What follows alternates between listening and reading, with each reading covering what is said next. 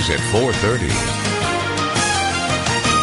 You're looking here at Cole Hall, of course. This was the scene of the NIU campus shootings. It's going to remain closed for the rest of the semester, but the class that was interrupted by the killings will resume next week when the students return to DeKalb. Now, this is according to the chairman of the department who oversees that class. However, we still do not know the motive for those shootings. Now, even though authorities have chased down dozens of leads, ABC 7's Kevin Roy joins us live from DeKalb, where police spoke with reporters this afternoon about this case. Kevin? That's right, Linda. 1 week later, and police here say they are no closer to finding a motive. In fact, police are telling us that it appears the gunman took steps to try to conceal his motive. He removed the hard drive from his computer and the SIM card from his cell phone. It's a bit of discouraging news here on this campus as it tries to heal and move forward. Comforting each other on a bitter cold day, NIU faculty members are attending grief workshops today to learn how to deal with students' questions when they return, while their own grief is still very much on the surface. Just the humanity of it all is what, I guess, for me,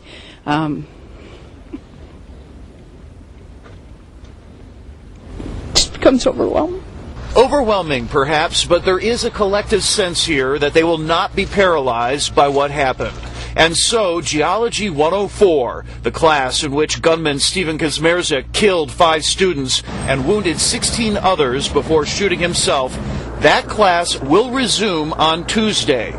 Geology Department Chair Jonathan Berg says if any of the 150 students aren't up to it, the school will bend over backwards to accommodate them. I'm expecting most students will want to finish the class. I mean, they're not going to want this incident or this person to take their education away from them.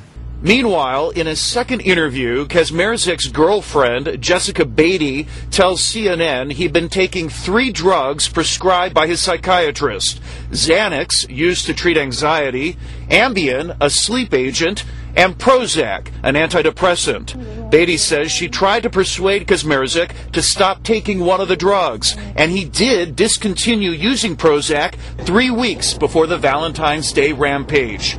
Police today say she is not a suspect, and they are no closer to finding a motive. In fact, police say Kazmierczak removed the hard drive from his computer as well as the SIM memory card from his phone to cover his tracks. It appears as though they've been intentionally removed, so we can only surmise, and that would be a guess on our part, that he's done things that would, in fact, thwart our ability to conduct the investigation.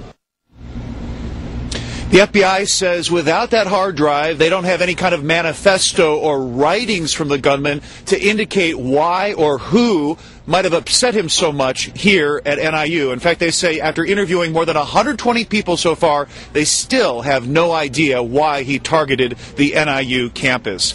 Classes are set to resume here on Monday. In the meantime, this place remains quiet, desolate, and anxious about the future.